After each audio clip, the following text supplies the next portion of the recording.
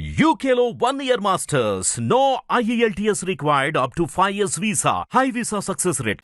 Sir ఏదైతే రోజా గారు ఒక ప్రెస్ మీట్ లాగా తమిళ్లో మాట్లాడారో, తమిళనాడు వెళ్ళి అక్కడ ప్రెస్ మీట్ లో పెట్టి మాట్లాడారు. రోజా గారు మొత్తం చెప్పారు తమిళ్లో. ఏమని చెప్పారంటే రోజా గారు ఏదైతే చంద్రబాబు నాయుడు గారు ఏదైతే అక్కడ ఒకప్పుడు చంద్రబాబు నాయుడు క్యాస్ట్ పాలిటిక్స్ చేశారు, అండ్ ఇప్పుడు మత పాలిటిక్స్ చేస్తున్నారు అన్నట్టుగా జగన్మోహన్ రెడ్డి గారి మీద నిందలు వేస్తున్నారంటగా రోజా గారు అన్నారు. ఇంకోటి ఏంటంటే రోజా గారు విత్ ప్రూఫ్స్ తో సహా చూపించారు. నెయ్యిలో ఇలా కల్తీ అయిందా, ఎలా కల్తీ అయిందా అని మొత్తం ప్రూఫ్స్ తో మొత్తం చూపించారు. సో ఓవరాల్ గా రోజా గారి ప్రెస్ మీట్ అది మొత్తం చూసిన తర్వాత మీకు ఏమనిపించింది? అది సిగ్గు వేయాలండి. ఇప్పుడు చంద్రబాబు నాయుడు గారు క్యాస్ట్ పాలిటిక్స్ చూపించారన్నప్పుడు నువ్వు ఆయన కాలు పట్టుకున్నావా లేదా? ఆ రోజు తెలుగుదేశం పార్టీలో ఉన్నావా లేదా? ఇంత విజ్ఞానవంతురాలివి ఆయన కాళ్ళు ఎందుకు పట్టుకోవాలి? ఆయన పంతన ఎందుకు చేరాలి? ఫస్ట్. రెండోదేమో నెయ్యి ఎలా కల్తీ అవ్వలేదో చెప్పింది కదా, బాహాటంగా రా ఒకసారి. ఎవరైతే ల్యాబొరేటరీ ఉందో వాళ్ళ ముందుకు వచ్చి చూపించి చెప్పు, షాబాస్ అంటాను. అక్కడ తమిళనాడులో చూపించడం కాదు. తమిళ్లో మాట్లాడితే తెలుగు వాళ్ళకి అర్థం కాదు అనుకుంటారు కొంతమంది. నా బోటి వాళ్ళు ఉంటారు మద్రాసులో ఉండి వచ్చిన వాళ్ళు. ఏం మాట్లాడావు? నీకేం పిచ్చి పట్టిందా? ఏం మాట్లాడావు? చంద్రబాబు నాయుడు మతం పాలిటిక్సా?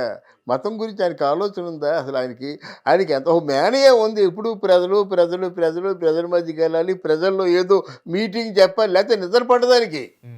అది ఒక్క బలహీనత ఏంటంటే ప్రజల మధ్యన ఉండాలి ఆయన స్టూడెంట్ లీడర్ కనుక ఆయన దానికి ఎడిక్ట్ అయిపోయాడు, అంతే తప్ప నువ్వేదో మత పాలిటిక్స్ పెడతానికి ఏముంది? మతాల గురించి ఎక్కువ తెలియదు కూడా, బాగా చదువుకోలేదు.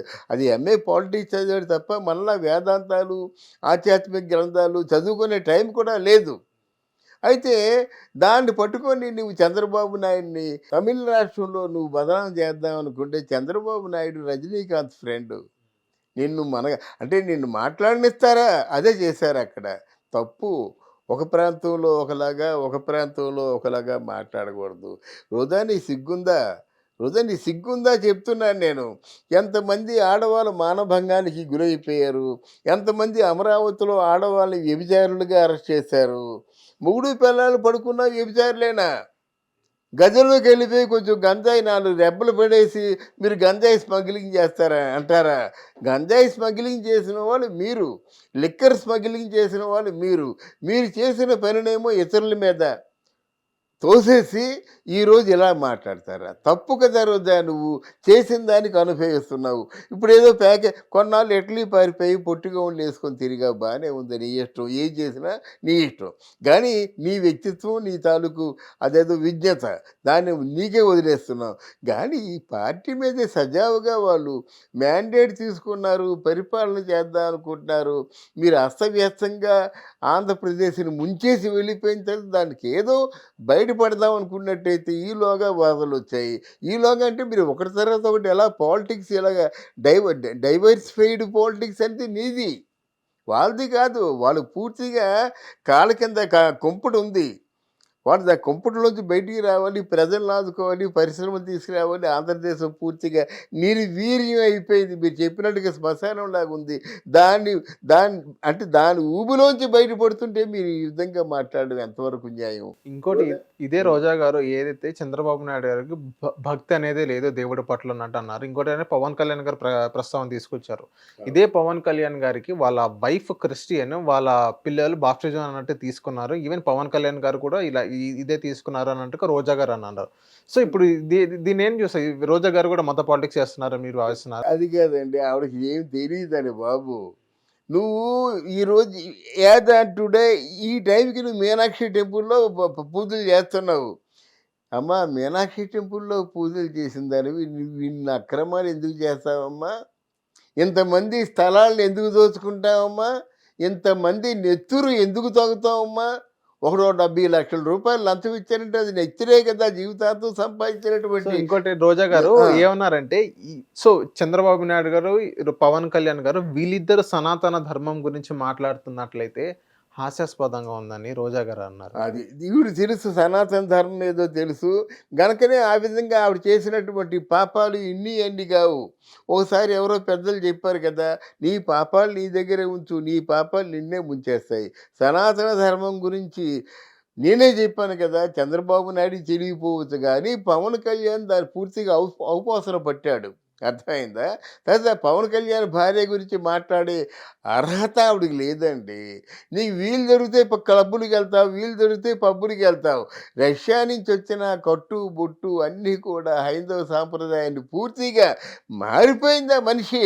ఎంత మారిపోయిందంటే అన్నయ్యకి కాళ్ళకి నమస్కారం చేస్తుంటే జనసేన పార్టీ అధినేత పవన్ కళ్యాణ్ ఆయన చెప్పులు తీసి పట్టుకున్నాడు. దట్ ఈ పట్టుకుంది. అది అన్నా లిజినోవా. ఇదే రోజా గారు ఇంకో మాట ఏమన్నారంటే, చంద్రబాబు నాయుడు గారు పూజలు చేస్తుంటే చెప్పులు వేసుకుని మరి పూజలు చేస్తారు అన్నట్టు ఎప్పుడు రోజా చూసిందండి ఫోటోలు కూడా చూపించింది రోజా గారు. ఎక్కడో బయట పూజ చేస్తారండి. ఇప్పుడు ఎక్కడో ఏదో సెలబ్రేషన్ జరిగింది, దేవుడు పటాన్ని దండం పెట్టుకోమన్నారు. ఎంతమంది దేవుడు పటానికి చెప్పులు తీసి దండం పెడతారండి? ఏదో టూర్లో ఉన్నాడు వెళ్ళాడు అనుకోండి, అది చెప్పులతో పూజ చేసినట్ట. పూజ అంటే వేరు, మంత్రం శాస్త్రం పద్ధతి అంతా ఉంది. తిరుమల గుడిలోకి వెళ్తున్నగా చెప్పులు వేసుకెళ్ళాడా? లేదు. బెజవాడ కనకదుర్గ గుడికి వస్తున్నగా చెప్పులు వేసుకెళ్ళారా? లేదు. ఇప్పుడు చెప్పులతో వెళ్ళాలని చెప్పులతో వెళ్ళకూడదని అంటారండి.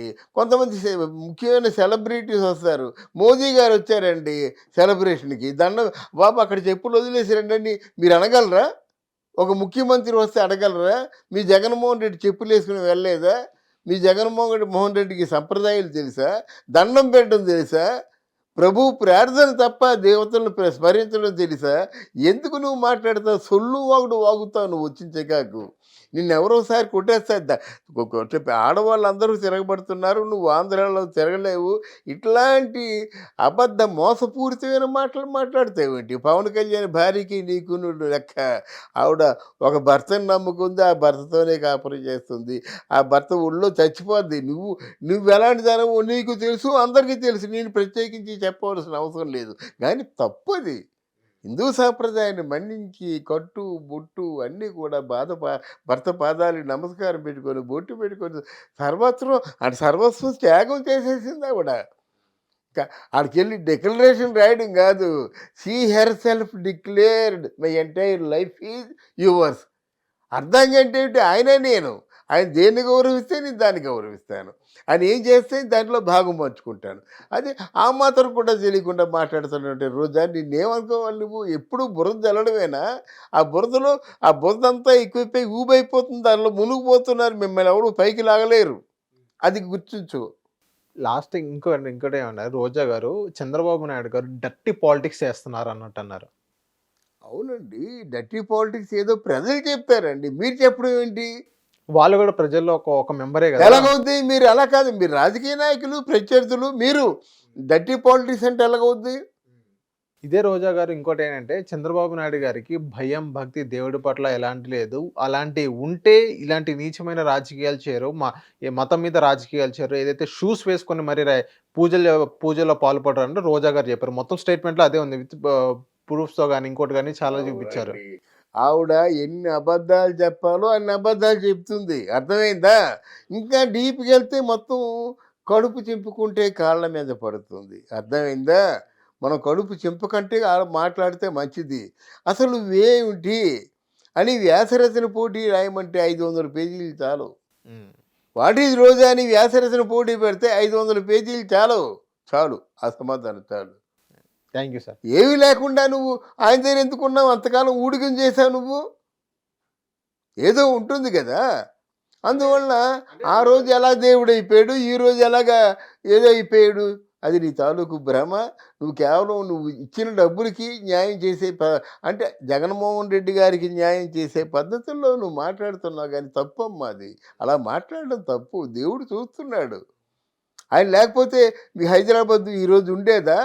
ఆయన ప్రపంచవ్యాప్తంగా ఆయనకి అభిమానులు ఉన్నారు. ఎందుకున్నారు? ఊరికే అభిమానుల, లేదా ప్యాకేజీలు? ప్రపంచవ్యాప్తంగా ఉన్న వాళ్ళందరికీ ప్యాకేజీలు ఇచ్చారు కనుక 53 రోజులు జైల్లో ఉన్నప్పుడు అందరూ కదిలి వచ్చారు.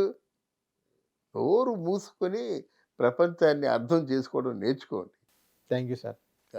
హిట్ టీవీ యాప్ ని డౌన్లోడ్ చేసుకోండి. ఇందులో short news, live news, entertainment movies అన్ని అవైలబుల్ గా ఉన్నాయి. Please download hit TV app.